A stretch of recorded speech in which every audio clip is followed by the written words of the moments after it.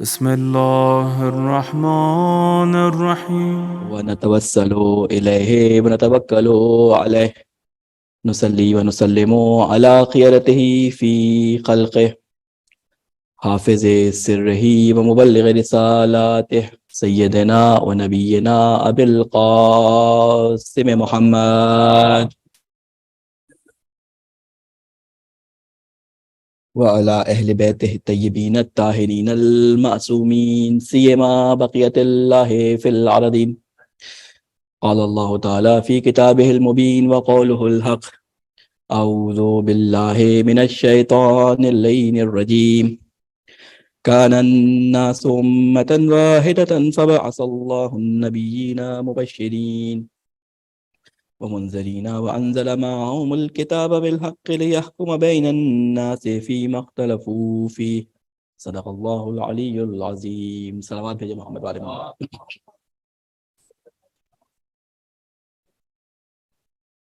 السلام علیکم ورحمۃ اللہ وبرکاتہ. سب سے پہلے میں آپ تمام مومنین مومنات کو اور تمام سننے والوں کو ایام ماہ سفر کی تسلیت اور تعزیت پیش کرتا ہوں، اور اپنی طرف سے اور آپ تمام مومنین مومنات کی طرف سے امام زمانہ کی خدمت میں ان کے جد امام حسین علیہ السلام اور اسیران کربلا کا عرصہ پیش کرتا ہوں، اور اللہ تعالیٰ سے یہ دعا کرتا ہوں کہ اے خدا بند کریم، اے رب حسین، کہ جس طرح تو نے ان لوگوں کو توفیق دی کہ جو اپنا سب کچھ چھوڑ کر امام حسین علیہ السلام کے ساتھ ان کے مقصد کو پورا کرنے کے لیے ان کے ساتھ مل گئے، ہمیں ہمارے نوجوانوں کو بھی یہ توفیق دے کہ ہم بھی امام حسین علیہ السلام کے مقصد کو سمجھ کر ان کی راہ پر اپنی اولادوں کو لے کر چل سکیں، اور وہ سرفرازی اور وہ بلند رتبہ کہ جس کے لیے تمام ائمہ علیہم السلام نے یہ کہا تھا کہ شہادت ہمارا ورثہ ہے، اسی ورثے میں ہمیں اور ہماری اولادوں کو شامل فرما. ہماری گفتگو آپ کے سامنے سورہ بقرہ کی اس آیت کریمہ کے ذیل میں چل رہی تھی کہ سورہ بقرہ کی آیت نمبر 213، جس میں اللہ تعالیٰ یہ ارشاد فرما رہا ہے کہ کان الناس امۃ واحدہ، کہ تمام لوگ ایک امت تھے. فبعث اللہ النبیین، پس اللہ تعالیٰ نے نبیوں کو ان کے درمیان مبعوث کیا، جو خوشخبری دینے والے تھے، ان کو آگاہ کرنے والے تھے، اور ان کے ساتھ کتاب کو اتارا حق کے ساتھ، تاکہ وہ فیصلہ کریں اس چیز کے بارے میں جس میں وہ تمام لوگ اختلاف کرتے تھے. کل اس آیت کے ذیل میں کچھ گفتگو آپ کے سامنے ہوئی، اور میں نے آپ کے سامنے یہ عرض کیا کہ اللہ تعالیٰ نے انبیاء علیہ السلام کو بھیجنے کے مختلف اہداف قرآن مجید میں جگہ جگہ بیان فرمائے ہیں کہ ہم نے ان نبیوں کو کیوں بھیجا، اور ان اہداف میں سے ایک ہدف اللہ تعالیٰ یہ بیان فرماتا ہے کہ وہ آپ کو دین اور حکمت کی تعلیم دیتا ہے، آپ کا تزکیہ کرتا ہے، اور کتاب کی آپ کو تعلیم دیتا ہے. اس کے بارے میں اگر ہم رسول خدا صلی اللہ علیہ وسلم کی زندگی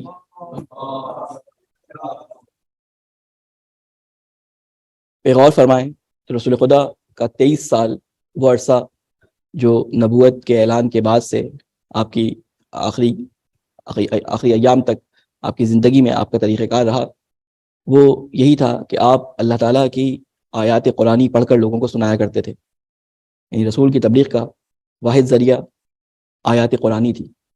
رسول قصے نہیں سناتے تھے، رسول کہانیاں نہیں سناتے تھے، رسول یہ نہیں کہتے تھے کہ میں نے خواب میں دیکھا.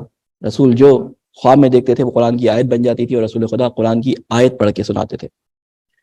اور جو لوگ وہاں پہ موجود تھے وہ لوگ کوئی ایسے لوگ نہیں تھے جو دین و مذہب سے آشنا نہ ہوں، کیونکہ ہمارے ذہنوں میں یہ بیٹھا ہوا ہے کہ جاہلیت کا دور تھا، اور جاہلیت سے مراد یہ ہے کہ ان لوگوں کو کچھ علم نہیں تھا. جاہلیت کسی اور وجہ سے ان کو کہا جاتا ہے کہ وہ عرب جاہلی، کیونکہ وہ رسول خدا کو جانتے بوجھتے، تمام چیزیں جانتے بوجھتے رسول خدا پہ ایمان لے کے نہیں آئے تھے اور دین کو نہیں پہچانا تھا. یہ وجہ ہے کہ ان کو جاہلیت کے نام سے جانا جاتا ہے. لیکن اگر عرب قوم کے اندر آپ دیکھیں تو علم و تمدن کے اندر وہ بہت شاید لکھنا پڑھنا نہ جانتے ہوں، لیکن جو ادبی ہنر تھا وہ ان کے اندر بہت زیادہ تھا، مختلف کام ان کے بہت اچھے طریقے سے کیے جاتے تھے۔ لیکن یہ قوم کس کی ماننے والی تھی؟ کل میں نے آپ کے سامنے ذکر کیا کہ اللہ تعالیٰ اپنے 4 یا 5 اولو العزم انبیاء کا قصہ بڑی تفصیل کے ساتھ مختلف جگہوں میں قرآن مجید میں بیان کرتا ہے۔ آج کیونکہ ہم رسول خدا صلی اللہ علیہ وسلم کی بعثت سے متعلق بات کرنا چاہتے ہیں اور رسول خدا صلی اللہ علیہ وسلم کی تبلیغ کے متعلق بات کرنا چاہتے ہیں، تو میں چاہوں گا، السلام علیکم، ایک صلوات بھیجیں محمد والے محمد پر۔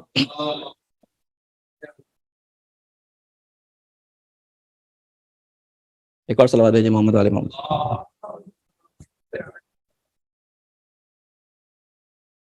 رسول خدا صلی اللہ علیہ وآلہ وسلم کی جو ہے وہ بعثت سے متعلق بات کرنا چاہتے ہیں، تو میں چاہوں گا کہ رسول کے جد حضرت ابراہیم علیہ السلام کے بارے میں بھی تھوڑی سی گفتگو ہو جائے، کیونکہ ان کی گفتگو کے بغیر اسلام میں ہمارے ہونے کا مقصد واضح نہیں ہوتا۔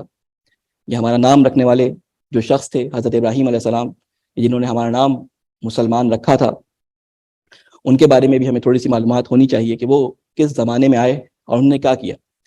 تفصیل سے مجھے بیان نہیں کرنا کہ انہوں نے کیا کیا، وہ تمام چیزیں آپ کے ذہنوں میں موجود ہیں۔ میں نے جو چیز آپ کے سامنے بیان کرنی ہے کہ حضرت ابراہیم علیہ السلام کے زمانے میں سب سے بڑی چیز جو موجود تھی وہ بت پرستی تھی، اور حضرت نوح علیہ السلام کی اولاد میں سے، یا اولاد کہہ لیں کہ یا ان لوگوں میں سے جو حضرت نوح علیہ السلام کی کشتی میں ان کے ساتھ آئے تھے، اور انہی میں سے ایک کی نسل جو کہا جاتا ہے کہ حضرت نوح کے بیٹے حام کی نسل میں سے شاید یہ نسل گزری تھی، کہ ان میں ایک بادشاہ گزرا پہلی دفعہ، اور اس نے بت پرستی کو رائج کیا، بتوں کی پرستش، پتھروں کو پوجنا اس نے رائج کیا۔ اور اس کے بعد وہ حضرت ابراہیم علیہ السلام کے زمانے میں جب یہ بادشاہت کا سلسلہ پہنچا، تو حضرت ابراہیم کے جو چچا تھے آزر، یہ اس کے کہتے ہیں کہ آفیشیل بت خانے کے انچارج تھے، یعنی جو بت صادر ہوا کرتے تھے تمام لوگوں کو، اس کے انچارج تھے، اور ان کے گھر میں حضرت ابراہیم علیہ السلام نے پرورش پائی۔ اور کس طرح وہ سارا مکالمہ اللہ تعالیٰ نے قرآن مجید میں نقل کیا ہے کہ کس طرح حضرت ابراہیم علیہ السلام ان سے مکالمہ کرنے کے بعد گھر سے نکلے ہیں، 17-18 سال کا نوجوان ہے، کوئی دوست نہیں، کوئی یاور نہیں، اور یہ نہیں معلوم کہ کہاں جانا ہے، لیکن یہ کہہ کے نکلے کہ میں اللہ کی خاطر اس گھر کو چھوڑ رہا ہوں، باپ نے یا چچا نے گھر سے نکال دیا۔ جب یہ نکلے ہیں یہاں سے، اور اس کے بعد اللہ تعالیٰ سے یہ دعا کی کہ میرے مددگار قرار دے، پوری زندگی گزارنے کے بعد جب مددگار کچھ مل گئے اور بڑھاپے کی عمر کو پہنچ گئے، مددگار بڑھتے چلے گئے، میں مختصر کر رہا ہوں بات کو، جب بڑھاپے کی عمر کو پہنچ گئے تو اللہ تعالیٰ نے بڑھاپے میں اولاد عطا کی اور خوشخبری سنائی کہ ہم آپ کو جو ہے وہ اولاد کی خوشخبری دیتے ہیں۔ 90 سال سے اوپر، 100 سال سے اوپر تقریباً نزدیک حضرت ابراہیم کی عمر ہو چکی تھی، اور پھر آپ کو حضرت اسماعیل علیہ السلام عطا کیے گئے۔ آپ کو معلوم ہے کہ حضرت ابراہیم علیہ السلام کی 3 زوجہ تھی، 2 کا ذکر عموماً بہت زیادہ ملتا ہے، تیسری زوجہ تھی وہ چلی گئی تھی، جن کے بیٹے حضرت شعیب علیہ السلام تھے جو مدین کے اندر تھے، ان کا ذکر اتنا زیادہ ملتا نہیں ہے تاریخ میں، وہی ایک نبی ان سے ملتے ہیں، باقی جو 2 ازواج تھی ان کی نسل ہمیں معلوم پڑتی ہے۔ تو سب سے پہلی جو ان کی زوجہ تھی حضرت سارہ، ان کے یہاں اولاد نہیں ہوتی تھی، تو انہوں نے اپنی ایک کنیز حضرت ہاجر سے ان کی شادی کروا دی، اور جب یہ شادی ہو گئی تو اللہ تعالیٰ نے یہ خوشخبری دی، اور جب یہ بچہ حضرت اسماعیل اللہ تعالیٰ نے ان کو عطا کیا، تو کچھ اس طرح کی رنجشیں ہوئیں کہ کہا گیا کہ آپ اسماعیل کو لے کر ایک خاص جگہ پر چلے جائیں، اور وہ حضرت ابراہیم علیہ السلام وہاں سے لے کے ایک ایسی سرزمین کی طرف چلے جسے قرآن نے وادی غیر عزیز ان کے نام سے یاد کیا، یعنی بے آب و گیاہ وادی، کہ جہاں پہ نہ پانی تھا، نہ کوئی گھاس پھوس تھا، کوئی ہریالی نہیں تھی، پہاڑ تھے، سنگلاخ پہاڑ تھے۔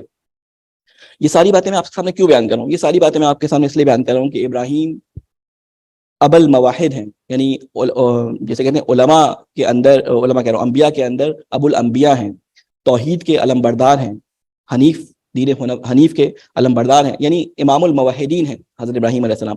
ان کی نسل سے حضرت اسماعیل علیہ السلام، جب وہ سارا واقعہ آپ کا سنا ہے کہ حضرت حاجر علیہ السلام کے ساتھ کس طرح پانی کی ضرورت ان کو بچے کے لیے پڑی اور وہ چشمہ نکلا، یہاں سے بات اصل سنانے کی، یہاں تک بات آپ کی اذہان میں موجود ہے۔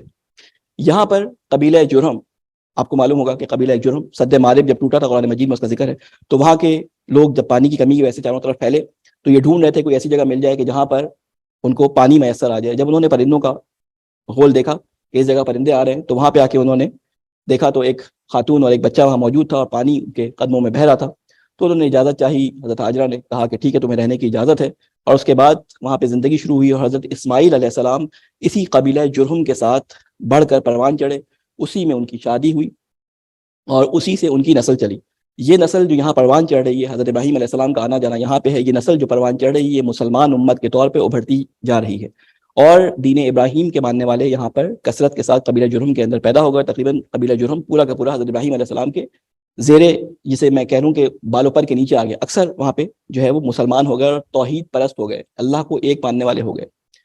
یعنی حضرت ابراہیم علیہ السلام کی، کیونکہ ہمیں زیادہ سیرت بیان نہیں کی جاتی، اور تواریخ کی کتاب میں جو ملتی ہے اس تک ہماری رسائی، کیونکہ عربی کتابیں ہیں، اس تک ہماری رسائی ہو نہیں پاتی عام لوگوں کی، تو حضرت ابراہیم علیہ السلام کی سیرت، ان کی تبلیغ اور ان کے کاموں کے بارے میں ہمیں زیادہ پتہ نہیں چل پاتا۔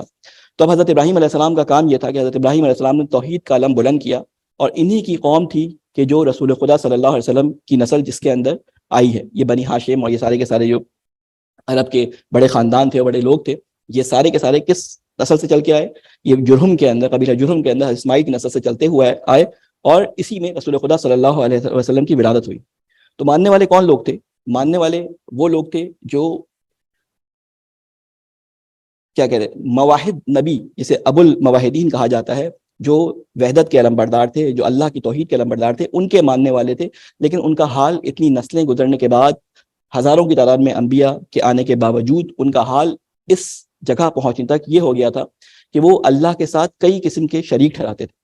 آپ کو معلوم ہے کہ اللہ کے ساتھ شریک ٹھہرانے کا ان کا مقصد یہ نہیں تھا کہ وہ اللہ کے برابر ان کو مانتے تھے۔ یہ جو تاریخی واقعات، قرآن مجید کے واقعات ہمیں بیان کیے جاتے ہیں، رسول کو بیان کیے جاتے تھے، اس کا مقصد یہ ہوتا تھا کہ ہم اپنے آپ کو اس تاریخ میں ڈھونڈتے رہیں کہ ہم اس میں کہاں موجود ہیں۔ میں بھی آپ کے سامنے یہ واقعہ بیان کر رہا ہوں قبلہ کی اجازت سے، یہی چیز میرے مد نظر ہے کہ ہم اپنے آپ کو ڈھونڈیں کہ ہم تاریخ میں کہاں موجود ہیں، اور کہاں پہ تاریخ کے اس جگہ کے مصداق بنتے ہیں جو تاریخ میں پہلے واقعہ گزر چکا ہے اور جس کے خلاف اسلام نے اپنا قدم اٹھایا تھا۔ تو اب یہ یہاں پہ موجود تھے کفار کی صورت میں۔ قرآن مجید نے وہ جملہ ان کا نقل کیا ہے کہ ان سے جب پوچھا جاتا تھا تم کس کو مانتے ہو، تو کہتے تھے ہم اللہ کو مانتے ہیں۔ تو ان سے جب یہ پوچھا جاتا تھا کہ تم یہ بت جو ہیں یہ کس لیے ہیں، تو کہتے تھے یہ تو ہم اللہ کا قرب حاصل کرنے کے لیے ان بتوں کو مانتے ہیں، یہ اللہ کی بیٹیاں ہیں، اللہ کی بیٹیاں ہیں، اور ہم ان کا قرب حاصل کرنے کے لیے ان کو کرتے ہیں۔ آپ کو معلوم ہے یہ بت پرستی عربوں میں کہاں سے آئی؟ یہ عربوں میں بت پرستی آئی کہاں سے؟ یہ تو بابل کے اندر بت پرستی تھی، حضرت ابراہیم نے بابل سے اسی لیے نکال کے حضرت اسماعیل کو یہاں پہ لے کے آ گئے تھے۔ یہ عربوں کے اندر بت پرستی کہاں سے آ گئی؟ یہ ابراہیم کے ماننے والوں میں بت پرستی کہاں سے گئی؟ وہ شخص کہ جو پہلی دفعہ عرب میں بت پرستی کو لے کے آیا وہ کون تھا؟ عامر بن لوہی یا عامر بن لوہی کر کے اس کا نام تھا، اور یہ خزائی قبیلے سے تعلق تھا۔ خزائی وہ لوگ جو کسی جگہ سے بھاگے ہوئے، اس قبیلے سے خزائی قبیلے سے تعلق رکھتا تھا۔ یہ جرہم قبیلے کے ساتھ ہمیشہ ان کی جنگ رہتی تھی، اور یہ چاہتے تھے کہ خانہ کعبہ میں یہ بھی ساتھ رہیں، لیکن نہیں بنتی تھی۔ جرہم قبیلے کو انہوں نے نکال دیا اور انہوں نے قبضہ کر لیا خانہ کعبہ کے اوپر۔ اب جرہم قبیلہ یہاں پر آباد تھا ان کے زیر سلطنت۔ یہ شخص کعبے کا متولی تھا، اور پہلی دفعہ یہ شخص جو ہے یہ گیا، یعنی ایک دفعہ تجارت کے لیے یمن گیا۔ یمن میں جو قوم بستی تھی، وہ قوم جو تھی وہ کون تھے؟ وہ لوگ وہ تھے جو حضرت نوح علیہ السلام کے بعد جو لوگ بت پرستی میں مبتلا ہوئے تھے، ان میں سے کچھ لوگ وہاں پہ آ گئے تھے۔ یعنی حضرت نوح کے طوفان کے بعد کچھ لوگ دوبارہ سے بت پرستی جو شروع ہوئی تھی، جو حضرت ابراہیم علیہ السلام کے بابل میں کچھ لوگ تھے، وہ لوگ وہاں پہ موجود تھے۔ مجھے قوم کا نام یاد نہیں آ رہا، اب یاد آئے گا تو میں آپ کو بتا دوں گا۔ تو اس قوم کے لوگوں کو اس نے دیکھا کہ بڑی بہترین قوم ہے، ان کے یہاں بڑے، جسے کہتے ہیں نا کہ قوالیاں ہوتی ہیں، ان کے یہاں بڑے بہترین قسم کے جو ہے وہ جشن ہوتے ہیں، بڑی سوشل گیدرنگز ان کے یہاں بہت ساری ہوتی ہیں۔ تو ایک دن وہ ایک جگہ بڑی بتیاں شتیاں جل رہی تھی، وہ وہاں پہنچ گیا تو کیا دیکھتا ہے کہ کچھ لوگ بیٹھے جھوم رہے ہیں، اور سامنے ایک پتھر کی مورتی رکھی ہوئی ہے۔ اس پتھر کی مورتی کے سامنے یہ جھومتے رہے، اور ان سے پوچھا کہ بھئی یہ کیا ہے؟ تو کہا یہ بارش کا بت ہے۔ تو اس سے پوچھتے یہ کرتا کیا ہے؟ کہتا ہے ہمارے پاس اس طرح کے بہت سارے جو ہیں وہ بت موجود ہیں، تو یہ ہمیں بارش دیتے ہیں، بچے دیتے ہیں، یہ ہمیں رزق دیتے ہیں، ہمارے یہاں پیسے کا بت، فلاں بت فلاں۔ تو اس نے کہا، اس کو بڑی پسند آئی، اس نے کہا ہو سکتا ہے کہ مجھے ایک بت مل جائے؟ عمر بن لوہی ان کا پرانا تاجر دوست تھا، اس نے کہا ہاں کیوں نہیں، تم ہمارے پارٹنر ہو، بزنس پارٹنر ہو، لو بت۔ ایک بت دے دیا۔ تو حبل نامی بت انہوں نے عمر بن لوہی کو دیا، یہ لایا اور اس نے کعبے میں اس کو پہلی دفعہ نصب کر دیا اور کہا کہ دیکھو یہ بڑے کام کا بت ہے، اس سے بڑی جو ہے نا تم جو پھنسے رہتے تھے کعبے کی کالی دیواروں کو دیکھ کر، اب یہ تمہاری حاجتوں کو پورا کرے گا. اور دیکھتے دیکھتے ان کے یہاں رواج یہ ہو گیا کہ سب نے اپنے بت بنائے، اور بت بنانے کے بعد کعبے کے اطراف میں رکھنے شروع کر دیے، اپنے گھروں میں سجانے شروع کر دیے. اب جو لوگ حج پہ آیا کرتے تھے انہوں نے دیکھا یہاں پہ بت ہے، تو انہوں نے کہا یہ کیا ہے، تو انہوں نے کہا یہ بڑے کام کی چیز ہے، اور اس کے فوائد بتائے، ان کو ایک مینول بھی دیا اس کا. تو انہوں نے کہا ہم بھی اپنے بت بنائیں گے. جب بت بنا لیے تو انہوں نے کہا ٹھیک ہے اپنے بڑے والے بت کو ہمارے کعبے میں رکھوا دو. کیوں؟ اس لیے وہ تمہارا خدا ہے، ہمارے پاس گروی رہے گا تاکہ تم جو ہے ہمارے پاس غلام بن کے ہمارے تابع بن کے رہو. اور جس سے لڑائی ہوتی ان کی اس کا بت نکال کے پھینک دیتے کہ تمہارا خدا ہمارے کام کریے، نکالو اس کو یہاں سے. تو ان کے بت گروگان تھے. آپ نے سنا ہوگا کہ قریش تجارت کیا کرتے تھے، اور تجارت میں ان کو کوئی لوٹا نہیں کرتا تھا. اس کی وجوہات کیا تھی؟ کیونکہ قریش کے پاس ان کے سارے بت گروی رکھے ہوئے تھے، جس کی وجہ سے جو مختلف راستے کے تمام لوگ تھے اپنے بتوں کی وجہ سے کہ کہیں ہمارے بت کو ہمارے خدا کو نکال کے پھینک نہ دیں، تو ہم ان کے راستوں میں ان کو حملہ کر کے لوٹے نہ. تو ان کے تجارت کے قافلے جو آپ پڑھتے ہیں لیلاف قریشن کہ یہ ان کے جو قافلے تھے گرمیوں اور سردیوں میں ادھر ادھر جایا کرتے تھے، بڑے محفوظ قافلے تھے. پوری تاریخ کے اندر اس کا ذکر ہے. تو بہرحال ہوا یہ کہ عمرو بن لوہی کی وجہ سے بت پرستی عربوں کے اندر پھیل گئی. وہ قوم جو ایک خدا کے ماننے والے تھے، حضرت ابراہیم علیہ السلام کے پیروکار تھے، کیونکہ حضرت ابراہیم علیہ السلام وہ نبی تھے کہ جن کے بارے میں سب یہ ادعا کرتے تھے کہ ابراہیم ہم میں سے تھے. یہودی بعد میں حضرت موسیٰ علیہ السلام کی قوم والے آئے، کیونکہ حضرت ابراہیم اتنے مشہور تھے تو کہتے تھے ابراہیم ہمارے تھے. حضرت عیسیٰ کے ماننے والا ہے، وہ کہتے تھے ابراہیم ہمارے تھے. تو سب میں یہ جھگڑا تھا. جیسے ہم کہتے ہیں نا امام حسین ہمارے ہیں، وہ کہتے ہیں امام حسین ہمارے. ان کے درمیان جھگڑا تھا ابراہیم ہمارے، وہ کہتے ہیں ابراہیم ہمارے. تو اللہ تعالیٰ نے قرآن مجید میں کیا فرمایا کہ ماں کانا ابراہیم یہودین اور نصرانین، کہ ابراہیم نہ یہودی تھے نہ نصرانی تھے، بلکہ وہ کیا تھے؟ حنیفاً مسلمہ، وہ حق پرست مسلمان تھے. یعنی وہ اسلام کی ڈگری جو حضرت ابراہیم علیہ السلام سے چلنی شروع ہوئی تھی، اسلام کا نام، جب وہ درجہ بدرجہ بڑھتا ہوا، ذہنی ارتقاء اس کے اندر ہوتی ہوئی، انبیاء علیہ السلام کی شریعتوں میں جو ہے جو جیسے کہتے ہیں اپگریشن ہوتی ہوئی، جب رسول خدا تک پہنچی تو اللہ تعالیٰ نے اپنی آخری کتاب رسول خدا صلی اللہ علیہ وسلم پہ نازل کر دی. اس وقت یہ اصحاب فیل کے واقعے سے پہلے کی بات بتا رہا ہوں کہ اصحاب فیل کے واقعے سے پہلے ان کی حالت یہ تھی عمرو بن لوہی کی. اس کے بارے میں رسول خدا کی حدیث بھی ہے کہ پہلا شخص جس کو جہنم میں داخل کیا جائے گا وہ عمرو بن لوہی ہوگا، اور وہ اپنی آنتوں کو سمیٹ کر جہنم کے نیچے ان کو کھینچ رہا ہوگا. یعنی اس کے بارے میں رسول خدا کی حدیث بھی ہے. اس عمرو بن لوہی نے کیا کام کیا کہ اب عربوں کا طریقہ کار یہ ہو گیا کہ پہلے جب وہ آتے تھے کعبے کا طواف کرتے تھے، کعبے کا طواف کرنے کے بعد وہ کہیں جاتے تھے، جب وہاں جاتے تھے طواف کرتے تھے، آتے تھے طواف کرتے تھے.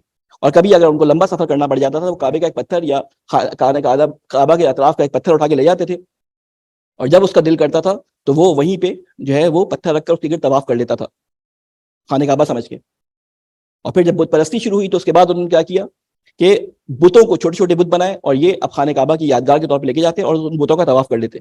حتیٰ کہ تاریخ میں یہ تک ملتا ہے کہ ایک شخص کہتا ہے کہ میں ایک دفعہ بڑی مصیبت میں پھنس گیا اور میرے پاس عبادت کرنے کے لیے میرا خدا موجود نہیں تھا، تو میں کھجوروں کی تجارت کے لیے نکلا تھا، میں نے کھجوروں کو گون کے اپنا ایک بت بنایا. جب بت تو بنا لیا میں نے، لیکن پھر ہوا یہ کہ میں بھوکا ہو گیا. میں کیا کرتا؟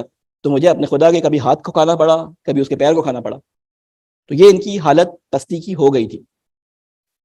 یہ آپ دیکھیں کہ قوموں کو بیماریاں، وائرسز کیسے لگتے ہیں. ایک چیز بدعت کے دور پہ دین میں داخل ہوتی ہے اور بڑھتے بڑھتے وہ اسے شرک کے دائرے میں کھینچ کے لے جاتی ہے.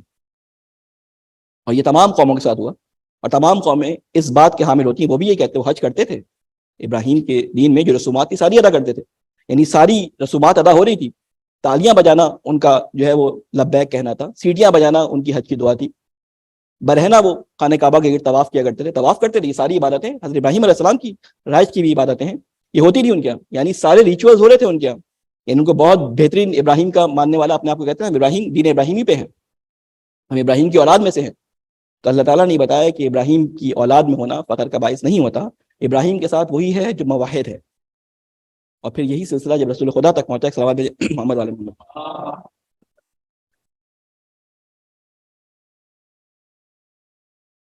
ایک اور صلوات محمد علیہ محمد. تو رسول خدا نے اسی بیماری کو سب سے پہلے جڑ سے ختم کرنا شروع کیا. عام لوگوں کو شاید یہ بات سمجھ نہ آئی کہ جب رسول خدا کوہ قبیس پہ کھڑے ہوئے اور انہوں نے یہ اعلان کیا کہ اگر میں تمہیں کہوں، یہ سارے واقعات آپ کے سنے ہیں، بزرگان کے سنے ہوئے واقعات ہیں، اگر میں تمہیں کہوں کہ پہاڑ کے پیچھے ایک حملہ کرنے کے لیے فوج موجود ہے، کیا تم میری بات مانو گے؟ نے کہا کیوں نہیں مانیں گے، آپ صادق اور امین ہیں. پہلے ان سے جب اقرار لے لیا اپنی صداقت اور امانت کا، تو پھر یہ بات کی کہ میں اللہ کا پیغمبر ہوں، نہیں ہے کوئی معبود سوائے اس کے. یہ بات عام لوگ سن کے چلے گئے برا بھلا کہتے ہوئے، لیکن جو بڑے سردار تھے ان کو اس بات نے بڑا جھٹکا دیا. انہوں نے کہا کہ ہم اگر یہ مان لیں کہ کوئی معبود نہیں ہے تو پھر تو ہمیں محمد کے تابع آنا پڑے گا، محمد کے خدا کے تابع آنا پڑے گا. اور وہ اڑ گئے. وہ جانتے تھے کہ حق کیا ہے.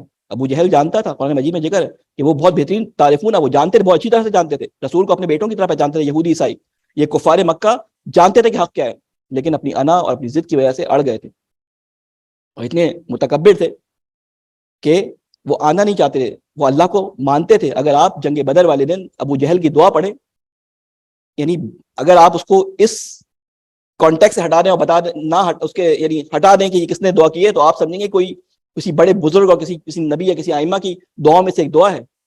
بڑی فصیح و بلیغ دعا پڑھیے آپ. مجھے عربی میں اس کا متن یاد نہیں ہے، لیکن اس کی دعا کا خلاصہ میں آپ کو بتا دوں، جس میں اس نے اللہ سے بڑی گڑ گڑا کے دعا کی ابو جہل نے. اور وہ دعا کیا ہے کہ اے اللہ، ہمیں اس شخص سے بچا جس نے ہمارے آپس کی رشتہ داریوں کو ختم کر دیا، جس نے بیٹے کو بیٹے سے، باپ کو بیٹے سے، اور بھائی کو بھائی سے جدا کر دیا. بڑی رو کے اس نے یہ دعا کی ہے. اللہ کو تو مانتے تھے وہ، لیکن ساتھ میں اپنے خداؤں کو بھی مانتے تھے. رسول خدا نے آ کے یہ کام کیا کہ سب سے پہلے توحید کا علم گاڑا. یعنی پہلا جو کام رسول خدا کا ہے، اگر آپ قرآن مجید کا مطالعہ کریں اور دیکھیں کہ سورہ کون سی پہلے نازل ہوئی، تو پہلا تعارف جو اللہ تعالیٰ نے کروایا ہے وہ کس کا کروایا ہے؟ رب کا. اقرا باسم ربک الذی خلق. یعنی سب سے پہلے تمہیں جس چیز کو پہچاننا ہے وہ تمہارا پروردگار ہے. اگر اس کو پہچانو گے تو تمہیں پتہ چلے گا کہ تم کہاں سے آئے ہو. آپ اکثر احادیث میں یہ سنتے ہیں، امام علی علیہ السلام کی جو ہے خطبات میں یہ آپ کو ملتا ہے کہ سب سے پہلے جاننے کی کوشش کرو کہ تم کہاں سے آئے ہو، کہاں ہو، اور تمہیں کہاں جانا ہے. یہ کام ہمارے مولا نے، ہمارے نبی نے ہمیں بتایا تھا، لیکن ہم نے اس پہ سوچنا چھوڑ دیا. آج جو اس کام پہ سوچ رہے ہیں ان کے پاس یہ خزانے احادیث کے، روایات کے، منہجات کے موجود نہیں ہیں، لیکن وہ ڈھونڈ رہے ہیں کہ کہاں سے آئے ہیں. وہ اپنی علمی استطاعت کے مطابق جانے کی کوشش کر رہے ہیں پیچھے، اور پہنچ بھی گئے ہیں، وہ جا رہے ہیں. آپ اگر ذرا تھوڑے سے سائنس سے اگر ریلیٹڈ ہوں تو آپ کو معلوم ہوگا کہ وہ گاڈ پارٹیکل ڈھونڈ رہے ہیں، وہ ذرہ ڈھونڈ رہے ہیں کہ وہ گاڈ پارٹیکل وہ کیا چیز تھی جس سے زندگی کی ابتدا ہوئی ہے. کیونکہ ان کا ایکسپوجر اس دنیا سے باہر نہیں ہے، تو وہ اسی دنیا میں اس گاڈ پارٹیکل کو تلاش کرنے کی کوشش کر رہے ہیں. وہ یہ آسمانوں پہ دوربین لگا کے بیٹھے ہیں، اور ہم چاروں طرف تفریح کرتے پھرتے ہیں. ہماری ہالیڈیز کبھی فلوریڈا میں تو کبھی سوئٹزرلینڈ میں تو کبھی کہیں ہوتی ہیں. ان کا کام سارا سال یہی کہ وہ آنکھوں سے دوربین لگا کے ہبل ٹیلیسکوپ کے اندر اور مختلف ٹیلیسکوپ کے ذریعے دیکھتے رہتے ہیں کہ کہاں پہ کیا ہو رہا ہے، کسی طرح ہم اس جگہ تک پہنچ جائیں کہ جہاں پہ ہمیں جانا ہے. وہ یہ کام کر رہے ہیں، لیکن ان کے پاس موجود نہیں ہے. ان کو اللہ نے ایک آنکھ تو دے دی جو فطرت کی آنکھ تھی، جس کے تحت وہ چیزوں کو تسخیر کرتے تھے. ہمارے پاس اللہ نے دونوں آنکھیں دی تھی، لیکن ہم نے اپنی ایک آنکھ خود چھوڑ لی. علم کے میدان میں ہم بالکل پیچھے رہ گئے. ہم نعرے لگانے والے رہ گئے کہ ہم یہ کر سکتے ہیں، ہمارے امام نے یہ کہہ دیا، ہمارے نبی نے یہ کہہ دیا، انہوں نے 1400 سال پہلے بتا دیا تھا. اب ہم بیٹھ کے صرف تالیاں بجاتے ہیں خالی. جو لوگ یہاں پہ پرانے موجود ہیں وہ اس بات کی شاید تصدیق کریں کہ آج 40 یا 30 یا 50 سال جن کو یہاں پہ ہو گئے، جب وہ آئے تھے تو جو یہاں پہ اس وقت شیعوں کی حالت تھی، کبھی ایسا ہوا کہ آپ لوگوں کو عزاداری میں کسی قسم کی پرابلم ہوئی ہو 40-50 سال کے اندر، سوائے ایسے کہ جگہ کی کمی ہو آپ کے پاس؟ کبھی نہیں ہوا. 40-50 سال میں سینٹرز بڑھتے چلے گئے. اگر 2000 مومنین یہاں موجود تھے تو آج 20 لاکھ سے اوپر موجود ہیں. لیکن ہماری پوزیشن جس جگہ پہ ہیں وہاں پہ ہماری پوزیشن کیا ہے؟ ہم کسی سیاسی سے کے اندر نہیں ہے، ہماری کوئی بات یہاں پہ سننے والا نہیں ہے. جب یہاں پہ 40 سال پہلے آئے تھے تو اسرائیل کو تسلیم کرنے والے UN کے اندر کچھ ہی ممالک تھے، تسلیم نہیں کرتے تھے. ہماری تعداد بڑھنے، ہماری عزاداریاں بڑھنے سے کون سا ہمارا اثر پڑ گیا؟ آپ جتنی عزاداریاں کر لیں، تبرک بھی ہو سکتا ہے گورنمنٹ آپ کو بھجوا دے، یہ تبرک ہماری طرف سے بھی لوگ بھجواتے نا کہیں، یہ قبا ہماری طرف سے تم لگاؤ، ہماری طرف سے قبا. ان کو اثر نہیں پڑتا کہ آپ کی عزاداریوں میں کتنا گریا ہو رہا ہے، آپ کی عزاداریوں میں کتنی جو ہے وہ زنجیر زنی ہو رہی ہے، آپ کی عزاداریوں میں کتنی زیادہ جو ہے نوحہ خوانی ہو رہی ہے. ان کو اس سے کوئی فرق نہیں پڑتا، وہ کہتے ہیں لگے رہنے دو ان کو. کیونکہ ان کی کوئی کام ہی نہیں ہے. وہ تو ہمارے اوپر رحم کھاتے ہیں, رحم کھا کے ہمیں کہتے ہیں کہ تم اسلام سے نکل آؤ, کیونکہ وہ ہماری حالت دیکھتے ہیں. وہ جو دنیا بھر کی کتابیں پڑھتے ہیں, دنیا بھر کی کتابوں پہ ریسرچ کرتے ہیں, کیوں کتاب قرآن کے اوپر ریسرچ نہیں کرتے؟ کیوں قرآن کی طرف ان کی توجہ نہیں جاتی؟ اس لیے کہ 2 ارب لوگوں نے اس کو فیلئر دکھا دیا کہ ہم فیل ہو گئے. قرآن ہمارے پاس کتاب تھی, ہم فیلئر ہیں, تو وہ آتے نہیں ہیں.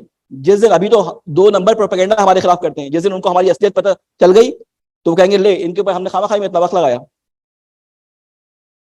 علمی میدان میں ہم بالکل پیچھے, سائنسی میدان میں ہم بالکل پیچھے. صرف راستے کا پتہ بتا دینے سے, کہ مقصد کا پتہ بتا دینے سے کہ ہمیں فلاں مقصد تک پہنچنا ہے, کوئی کام نہیں ہوتا.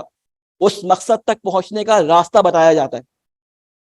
ائمہ علیہ السلام یا رسول خدا نے یہ نہیں کہا کہ اللہ تک پہنچنا ہے, لیکن یہ نہیں بتایا کہ کس طرح سے پہنچنا ہے, تو پھر فضول تھا. انہوں نے وہ حکومت جس میں اللہ تعالیٰ کا حکم نافذ ہوتا ہے وہ نافذ کر کے دکھا دی کہ دیکھو اس طرح ہوگا تو اللہ کا حکم یہاں پر پہلا حرف اس کا ہوگا, پہلا نام اللہ کا ہوگا, تب جا کے ایک چور بھی معاشرے کے اندر چوری نہیں کرے گا, ایک ڈاکو بھی معاشرے کے اندر ڈاکہ نہیں ڈالے گا, ایک زانی بھی معاشرے کے اندر, ایک ایسا معاشرہ جہاں پہ اس کو یہ کرنے کا موقع نہیں ملے گا وہاں پہ وہ زنا نہیں کرے گا.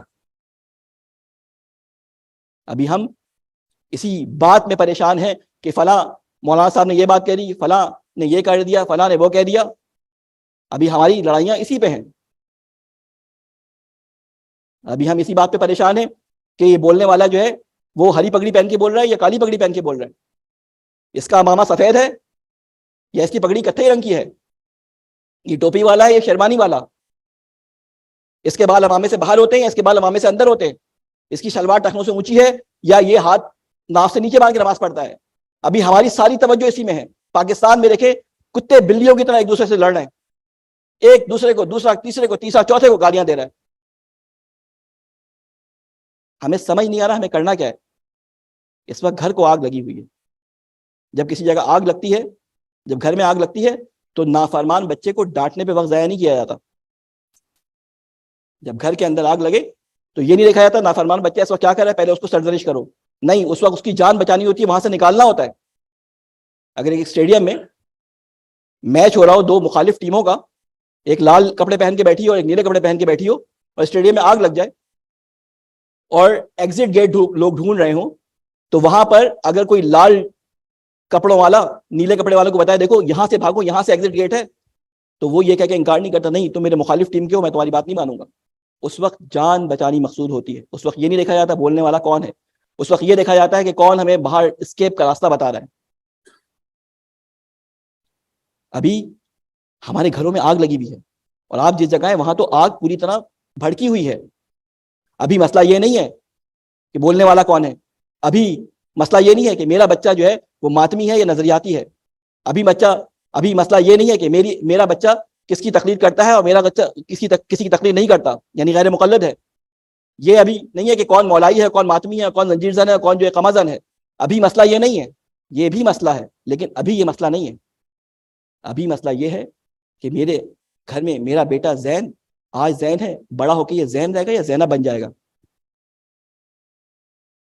میری بیٹی حمیدہ, ابھی حمیدہ ہے, بڑے ہو کے یہ حمیدہ ہی رہے گی یا حمید بن جائے گا. ابھی مجھے یہ خطرہ ہے کہ میرے بچے کے دوست جو اس سے ملنے آتے ہیں, پہلے مجھے خطرہ نہیں ہوتا تھا, اب مجھے خطرہ اس بات کا ہوتا ہے کہ مجھے بار بار جا کے بیڈ روم میں چیک کرنا پڑتا ہے کہ یہ جو سامنے دوست بیٹھے کل کو یہ ادعا نہ کر دے میرا بیٹا میرے پیچھے کہ مجھے اسی سے شادی کرنی ہے. لڑتے رہے, بناتے رہے ایک دوسرے کی شکلوں پہ کراس, کہتے رہے فلاں ایسا فلاں ایسا فلاں ایسا. دشمن کہے گا لڑتے رہو مرتے رہو, ہم بھی ماریں گے, خود بھی مارو ایک دوسرے کو. اور اتنی بے فہم اور بے شعور قسم کی تربیت ہماری کی گئی, ہمیں وہ باتیں بتائی گئیں جس کی ضرورت تھی, لیکن وقت سے پہلے وہ باتیں بتا دی گئیں, وقت سے پہلے وہ باتیں بتا دی گئیں. دیکھیں اللہ تعالیٰ نے کچھ اصول قائم کیے ہیں, اللہ تعالیٰ نے کچھ اصول بتائے ہیں. مسلمان ہونے کی کچھ شرائط ہے. مسلمان ہونے کے لیے جن چیزوں پہ اعتقاد رکھنا پڑتا ہے ان کو عقائد کہتے ہیں. وہ عقیدہ مضبوط نہیں ہوگا تو آپ جتنی بڑی عمارت بنا لیں اس زمین کے اوپر, اگر بنیادیں نہیں ہوں گی تو وہ عمارت ریت کی عمارت کی مانند ہے, ایک تیز ہوا کا چکر اس کو گرا کے لے جائے گا. اگر بنیادوں میں کنکریٹ نہ ڈالا جائے, سیمنٹ لوہا نہ لگایا جائے, ان کو مضبوط کر کے ڈھکا نہ جائے, تو جتنی خوبصورت عمارت بنا لیں اس عمارت کو ایک ہوا کا تیز جھونکا اپنے ساتھ بہا کے لے جائے گا، ایک سمندر کا تیز ریلا پانی کا اپنے ساتھ بہا کے لے جائے گا۔ رسول خدا صلی اللہ علیہ وسلم کی ایک حدیث آپ کو سناؤں گا، پھر زحمت کو تمام کروں۔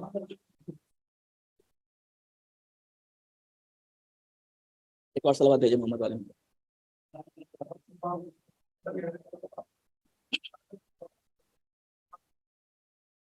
رسول خدا صلی اللہ علیہ وسلم نے یہ ارشاد فرمایا کہ زینوا مجالسکم بذکر علی ابن ابی طالب۔ یہ حدیث آپ سب کی سنی ہوئی ہوگی، علماء بزرگان نے یہ حدیث اکثر سنی ہوگی، ان کو حفظ بھی ہوگی، ہمارے بچوں نے بھی مجالس کے اندر یہ حدیث سنی ہے۔ ذرا اس حدیث کو غور سے اگر پڑھیں تو اس میں اللہ تعالیٰ کے رسول نے لفظ کیا استعمال کیا ہے؟ زینو یعنی زینت دو۔ زینت کسے کہتے ہیں اردو میں؟ اگر اس کا انگلش میں ترجمہ کروں تو زینت کو انگلش میں کیا کہتے ہیں؟ ذرا مجھے میری مدد کریں ذرا جی۔ ڈیکوریشن۔ ڈیکوریشن کب کی جاتی ہے؟ ڈیکوریشن جب کی جاتی ہے جب آپ کی عمارت بن کے تیار ہو جائے، اس کی فنیشنگ ہو جائے، اس کے دروازے لگ جائے، جب آپ کارپیٹنگ کر دیں، کھڑکیاں دروازے لگا دیں، تو اس وقت آتا ہے ڈیکوریشن کا مرحلہ۔ اگر میں ایک زمین لوں اور زمین میں جو ہے تمام دنیا سے جمع کیے ہوئے، جو میں نے اپنی دولت کے بلبوتے پہ تمام دنیا سے جو ڈیکوریشن، اس طرح بھیجے محمد،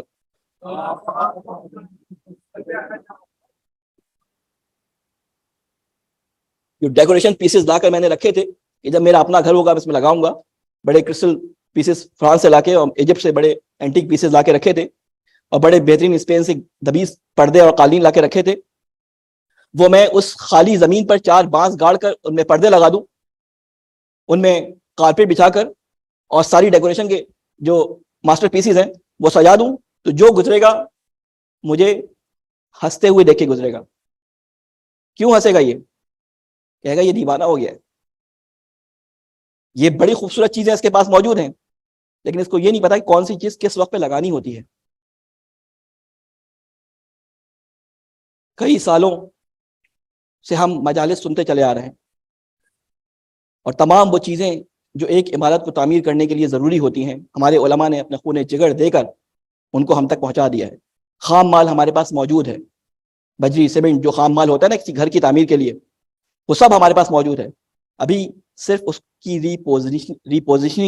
ریپوزیشن کرنا ہے اس کو، کیونکہ اس کو انجینئرنگ کرنی ہے اس کی، کہ کس طرح اس کو سیٹ کرنا ہے، کس طرح بنیادوں کو پکا کرنا۔ اگر آپ بنیادیں پکی کرے بغیر اس میں زینت دینا شروع کر دیں تو یہ زینت مکان کی تعمیر کے وقت دوبارہ مان پڑ جائے گی۔ یہ سارے کرسٹل پیس آپ کے اس تعمیر کے اندر مان پڑ جائیں گے، ان پہ گرد و غبار کا ایک دبیز پردہ حائل ہو جائے گا۔ ہماری زندگیوں میں ہمیں قرآن کو بھی ریپوزیشن کرنا پڑے گا۔ جب انسان کسی چیز سے فائدہ نہیں اٹھا رہا ہوتا نا بزنس میں، اس دنیا کے اندر، تو اس کا برانڈ نیم چینج کرتا ہے، اس کی کمپنی کو چینج کرتا ہے۔ گولڈ اسٹار کسی زمانے میں نہیں چلتا، اس نے اپنا نام چینج کیا، تھوڑی تبدیلی کی، LG کر دیا، اور آج دیکھیں کیا ہو گیا اس کا۔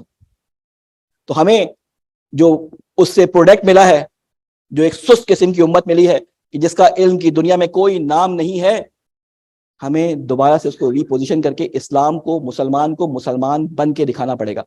مسلمان ایک ناؤن نہیں ہے، مسلمان ایک ورب ہے جو ہمیشہ متحرک رہتا ہے، جس کے کاموں سے دنیا ڈہلتی ہے۔ جب ایک مسلمان چلتا ہے تو زمین پہ چلتے ہوئے، زمین پہ پڑے ہوئے پتھر بھی اس کو سجدہ کرتے ہیں۔ رسول خدا کا آپ واقعہ سن چکے ہیں، جہاں جاتے تھے درخت آپ پہ جھک جاتے تھے۔ اللہ کے اولیاء جس جگہ جاتے تھے وہاں کی چیزیں ان کے تابع ہو جاتی تھی۔ تو اس مسلمان کو آج کیا ہو گیا ہے؟ یہ نام سے بڑا دعوے دار ہے اس بات کا کہ میں محمد اس کی آل کا ماننے والا ہوں، میں قرآن اور احادیث کا ماننے والا ہوں، میں سیرت رسول کا ماننے والا ہوں، لیکن سیرت رسول کے بارے میں ہمیں کخ بھی نہیں پتا۔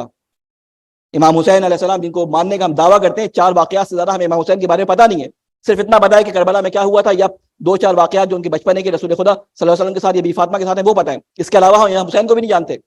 اور خدا نہ خواستہ اگر یہ کہہ دیا جائے کہ امام علی نقی علیہ السلام کے بارے میں تھوڑا سا بیان کر دیجیے گا تو بغلے جھانکتے ہیں۔ ہم شناختی کارڈ کی حد تک بھی اپنے ائمہ علیہ السلام کو پورا نہیں جانتے۔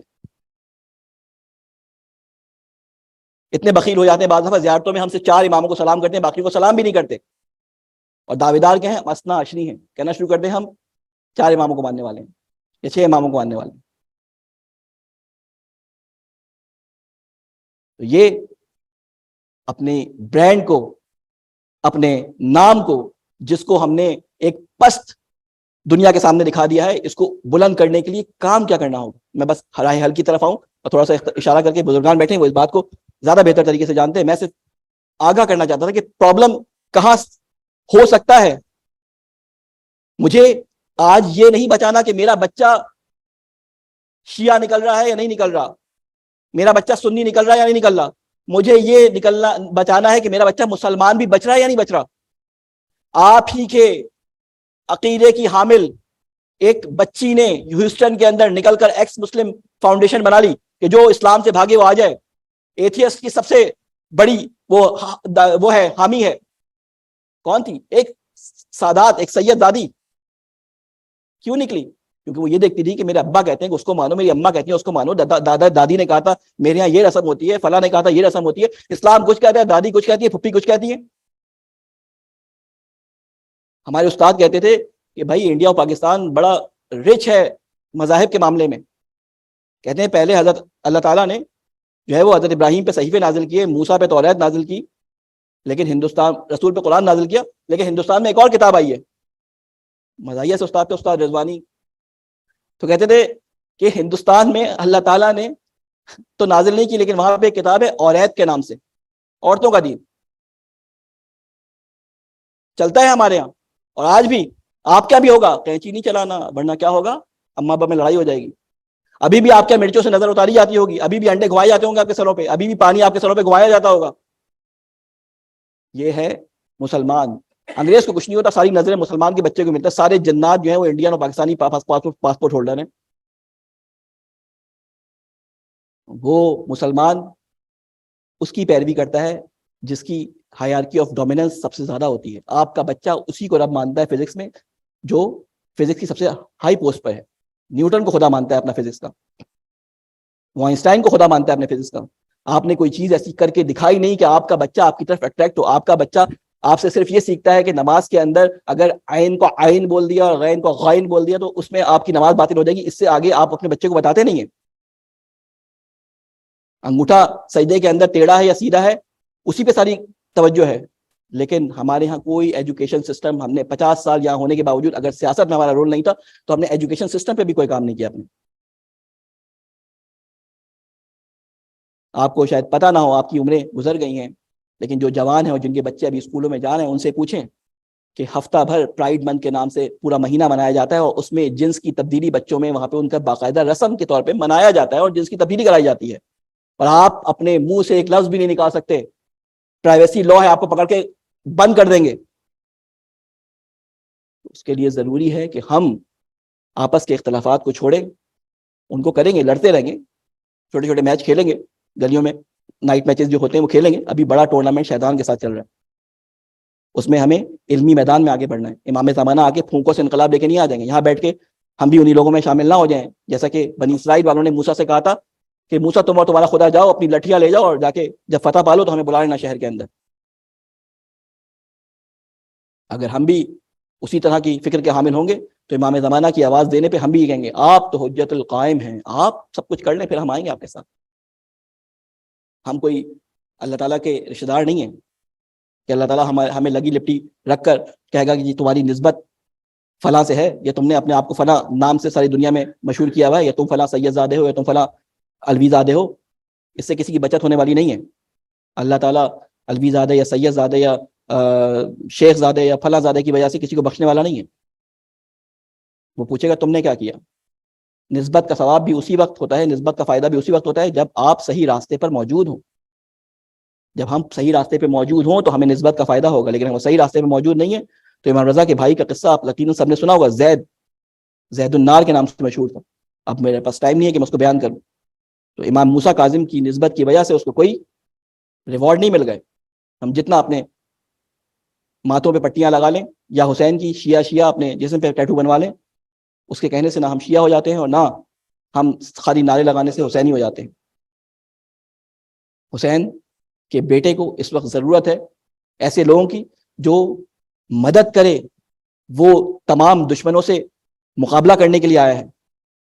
ہمارے جیسے بڑے بڑے پیٹے والوں کے ساتھ وہ بیٹھ کے کیا مقابلہ کریں گے؟ علمی میدان میں بہترین قسم کے ان کو سائنٹسٹ چاہیے ہوں گے، بہترین ڈاکٹر چاہیے ہوں گے۔ ہم 50 سال 40 سال یہاں پہ محنت کر لیتے ہیں، محنت بہت کرتے ہیں، پسینے ہمارے بہت نکلتے ہیں، لیکن جب 50 سال بعد ہماری آنکھیں کھلتی ہیں تو ہم اسی جگہ کھڑے ہوتے ہیں۔ صرف اضافہ یہ ہوتا ہے کہ ایک بڑا گھر آ جاتا ہے۔ اگر 120 کے گھر میں رہتے تھے تو ایک 5-6 مرلے کا گھر آ جاتا ہے یہاں پہ۔ سائیکل پہ ابا اسکول چھوڑا کرتے تھے، تو آج ہمارا بچہ خود اپنی گاڑی پہ اسکول جاتا ہے۔ اس سے زیادہ ہم نے کچھ ترقی یہاں پہ نہیں کی۔ آپ سوچ لیجیے گا، جو ترقی آپ نے کی ہو سوچ لیجیے گا کہ آپ جس دیوار کی اینٹ ہیں وہ دیوار کسی اور کے لیے تعمیر ہو رہی ہے۔ آپ چاہے بہت بڑے انجینئر ہوں، لیکن جس جگہ پہ آپ کو فٹ کیا گیا وہ دیوار ایک ایسے سسٹم کے لیے اینٹیں لگا رہی ہے جو ایک شیطان کا سسٹم۔ کوہلو کے بیل کی طرح ایسا نہ ہو کہ ہم ایک کھوٹے سے بنے ہوں، آنکھیں ہماری بنی ہوں اور ہمیں ساری سہولیات دی جا رہی ہوں، ہمارے کھانے پینے کا انتظام کیا جا رہا ہو، بس گھومتے جاؤ۔ تمہارا ورک آؤٹ، اس کا نتیجہ ہمارے پاس آنا چاہیے، اور یہاں پہ ہم سے یہ کام دیا جا رہا ہے۔ یہ جو بچوں کو ہمارے سے چھینا جا رہا ہے، یہ جو دین کو ہمارے ذہنوں میں تبدیل کیا جا رہا ہے، وہ چیزیں جو ہمارے لیے کبھی باعث غیرت ہوا کرتی تھیں، آج ان پہ ہمیں غیرت نہیں آتی۔ یہی کام اس زمانے میں ہو چکا تھا جب امام حسین علیہ السلام نے کہا کہ اب خاموش رہنا یہاں پر صحیح نہیں ہے، اور امام حسین وہاں سے اٹھ کر مدینہ کی طرف، مدینہ سے مکے کی طرف نکل آئے۔ آپ کو معلوم ہے نا کہ امام حسین علیہ السلام جب نکلے ہیں تو مدینہ والوں کو دعوت نہیں دی ہے نکلنے کی، مکہ سے دعوت دینی شروع کی ہے۔ مدینہ میں بڑے بڑے اصحاب رسول موجود تھے، مدینہ میں بڑے بڑے وہ صحابی موجود تھے جو عرفاء تھے۔ غسیلہ کیا ہے نام ہے، حنزلہ غسیل الملائکہ، ان کی اولاد حجر بن عدی کے بیٹے، کتنے لوگ ایسے اصحاب جو رسول خدا جنہوں نے خود دیکھا تھا یا ان کے والدین نے رسول خدا کو دیکھا تھا، وہ لوگ مدینہ کے اندر موجود تھے۔ رسول خدا کہ ان صحابیوں کو امام حسین نے دعوت بھی نہیں دی، صرف وہاں سے نکلے بتا کر میں کیوں نکل رہا ہوں۔ مکہ میں جب یہ لوگ آئے ہیں تو وہاں پہ امام حسین علیہ السلام نے دعوت دینی شروع کی۔ بہرحال وہ تمام واقعات آپ لوگ پہلے سن چکے ہیں، میں ان کو بیان کر کے آپ کے آسان عالیہ کو زیادہ دور لے کے نہیں جانا چاہتا۔ میں صرف ایک واقعہ آپ کے سامنے بیان کر کے اپنی گفتگو کو تمام کرتا ہوں۔ ایک سوال ہے محمد والے محمد۔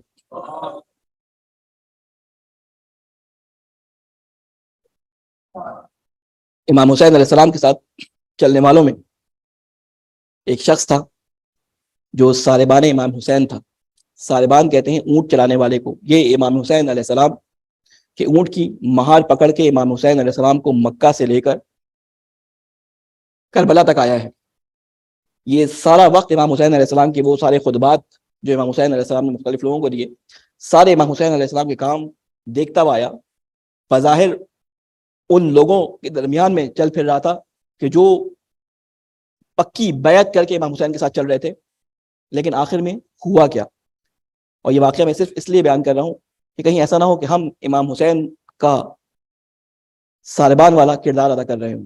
خدا نہ خواستہ ہم میں سے کوئی بھی انشاءاللہ ایسا نہ ہو کہ جب یہ کربلا پہنچا ہے، اور کہتے ہیں کہ جب عاشور والے دن عصر کے وقت امام حسین علیہ السلام کو شہید کر دیا گیا، تو یہ کہتا ہے کہ سعید بن مسیب امام زین العابدین سے یہ روایت نقل کرتے ہیں، کہتے ہیں کہ میں نے کعبے کی دیوار کے باہر ایک شخص کو دیکھا کہ جس کا چہرہ تاریکی شب کی مانند سیاہ تھا اور اس کے ہاتھ شل تھے، اور وہ کعبے کی دیوار سے پکڑ کر یہ دعا مانگ رہا تھا کہ اے اللہ تو میرا گناہ معاف نہیں کرے گا، میرا گناہ بہت بڑا ہے، اگر سارے زمین کی مخلوقات میرے حق میں شفاعت کریں تو میرا گناہ معاف نہیں کرے گا۔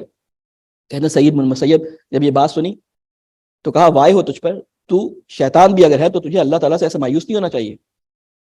کہ میرا گناہ اتنا بڑا ہے کہ میں جانتا ہوں کہ میرا گناہ معاف نہیں ہوگا۔ اور اس کا گناہ کیا تھا؟ اس کا گناہ یہ تھا کہ جب 11 محرم کو یہ کاروان چلا گیا وہاں سے، تو یہ رات کے وقت 12 کی شب میں 11 کی شب میں یہ وہاں پہ آیا، اور وہاں پہ آنے کے بعد اس نے امام حسین علیہ السلام کے کمر پہ ایک پٹکا بنا دیکھا تھا جو بڑا قیمتی پٹکا تھا، اس میں بہت خوبصورت پٹکے کو فارسی میں کمر بند کہتے ہیں، بڑے قیمتی قسم کے نفیس جواہر جڑے ہوئے تھے۔ یہ چھپ کے آیا اور اس نے چاہا کہ وہ جواہر والا کمر بند، وہ جواہر والا پٹکا امام حسین علیہ السلام کی کمر سے کھول لے. کہتا ہے میں نے آ کے پٹکا کھولنا چاہا، ابھی اس کی گرہ کو کھول رہا تھا تو امام حسین کا ایک ہاتھ بڑھا اور اس نے میرے ہاتھ پہ ہاتھ رکھ دیا. مجھے سمجھ نہ آیا جلدی میں کہ میں کیا کروں. میں نے ایک تلوار، ٹوٹی ہوئی تلوار کے ٹکڑے سے امام حسین کے اس ہاتھ کو قط کر دیا. جب میں نے ہاتھ کو کٹ کر کے جب دوبارہ میں نے کھولنے کی کوشش کی تو امام حسین علیہ السلام کا بھایا ہاتھ آیا اور میرے ہاتھ کو پکڑ لیا. میں نے دوسری ہاتھ کو بھی اسی طرح قط کر دیا. کہتے ہیں اسی طرح ہوتا رہا. جب میں اس کو لے کے جانے لگا تو مجھے ایک آواز آئی کہ رسول خدا کی آواز تھی یا کس کی آواز تھی کہ وائے تو نے میرے بچے کے ساتھ کیا ظلم کیا ہے کہ اللہ تیرے چہرے کو سیاہ کرے اور تیرے ہاتھوں کو شل کر دے. کہتے ہیں اس وقت سے میری یہ حالت ہے کہ میں اپنے چہرے کو سیاہ ہوں اور میرے چہرے میں تکلیف ہے اور میرے ہاتھ جو ہیں شل ہیں. یعنی ایسے بدبخت لوگ امام حسین کے ساتھ تھے کہ جو امام حسین کے ساتھ یہاں پہ آئے لیکن امام حسین علیہ السلام کا ساتھ نہیں ہے بلکہ امام حسین کو لوٹ کے لے جانے کی کوشش کی تھی. سید سجاد کے بارے میں ملتا ہے کہ سید سجاد کو جب 11 محرم کو یہاں سے لے کے جایا جا رہا تھا تو سید سجاد کی حالت یہ تھی کہ بی بی زینب کہتی ہیں کہ سید سجاد کا رنگ زرد پڑ چکا تھا. جب سید سجاد سے پوچھا بیٹا تمہارا رنگ زرد کیوں ہو رہا ہے تو کہا کہ پھوپھی اماں میں کیا کروں کہ جس کے باپ کی لاش ریگ کربلا پہ پڑی ہو اور اس کا بیٹا جوان کچھ نہ کر سکے. آپ کو یاد ہے نا کہ جناب حسین علیہ السلام نے یہ زمین خرید لی تھی اور بنی اسد والوں کو ہبہ کر دی تھی. جب شہادت کے بعد فوجیں چلی گئیں اور اس نے اپنے کشتہ نجس کو دفن کر دیا عمر سعد نے تو امام حسین کی لاشوں کو اسی طرح چھوڑ دیا. جب بنی اسد کی عورتیں آئیں اور انہوں نے دیکھا کہ لاشیں یہاں بکھری پڑی ہیں تو جا کے اپنی مردوں کو غیرت دلائی کہ اگر تم نے امام حسین کا ساتھ نہیں دیا کم از کم رسول کے بیٹے کی یہ مدد کرو کہ ان کے جسموں کو دفنا دوں. جب وہ دفنانے کے لیے آئے تو کیا دیکھتے ہیں کہ چاروں طرف لاشیں پھیلے ہیں لیکن لاشوں پہ سر نہیں ہے. اب پہچانے تو کیسے پہچانے کہ اس میں حسین کون ہے علی اکبر کون ہے. ابھی اسی ششپنج میں پڑے ہوئے تو کیا دیکھتے ہیں دور سے ایک سوار آ رہا ہے. جب وہ سوار آیا تو اس نے کہا ٹھہر جاؤ بنی اسد والو میں تمہاری مدد کروں گا کہ کس کو کہاں دفنانا ہے. ارے یہ سید سجاد تھے. انہوں نے آنے کے بعد قبر کھدوانی شروع کی. تمام گنج شہداء کو ایک قبر میں دفن کیا، گنج شہداء میں دفن کیا. اس کے بعد بابا حسین کے روز اپنے لاشے پہ آیا اور ایک قبر کو کھودنے کے لیے ہاتھ بڑھایا. وہاں پہلے سے قبر موجود تھی. سید سجاد نے مولا حسین کو وہاں پہ دفنا دیا. ارے دفنانے کے بعد جب اٹھنے لگے تو اپنی انگلی سے اس پہ ایک جملہ لکھا ھذا قبر حسین الذی قتلہ وتشہنا. ارے یہ حسین کی قبر ہے جس کو پیاسا قتل کر دیا گیا، جس کو غریب قتل کر دیا گیا.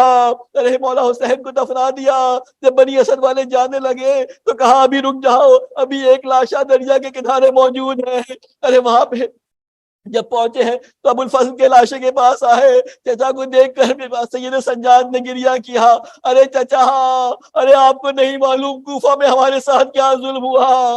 ارے کس طرح میری پھپھیوں کو اسیر کر لیا گیا. اب لاشے کو دفنانے کے لیے اٹھانا چاہتے ہیں لیکن جب سید سجاد حضرت عباس کے لاشے کو اٹھاتے ہیں تو جسم کا ہر حصہ علیحدہ ہو جاتا ہے. ایک چٹائی منگوائی، چٹائی منگوانے کے بعد سید سجاد نے اس کو دفن کر دیا. ارے علامہ بحر العلوم کے زمانے میں ایک دفعہ حضرت عباس کی قبر میں کچھ خرابی ہو گئی. تعمیر کرنے کے لیے حضرت بحر العلوم وہاں پہ ایک مزدور کو لے کے گئے. بحر العلوم نے جب اس مزدور کو اس قبر کی تعمیر کے لیے کہا تو اس نے کہا آغا میں نے تو سنا تھا حضرت عباس سے قد بہت بڑا تھا، یہ قبر تو بہت چھوٹی ہے. ارے بحر العلوم رونے لگے، کہنے لگے تم نے کیا کہہ دیا. ارے عباس سے قد تو بہت بڑا تھا لیکن ظالم نے اتنے ٹکڑوں میں کر دیا تھا کہ سید سجاد نے ایک گٹھڑی میں ان کو دفن کر دیا. انا للہ وَإِنَّا إِلَيْهِ رَاجِعُونَ. فَسَيَعْلَمُ الَّذِينَ ظَلَمُوا أَيَّ مُنقَلِبٍ يَنقَلِبُونَ. ماتم حسین.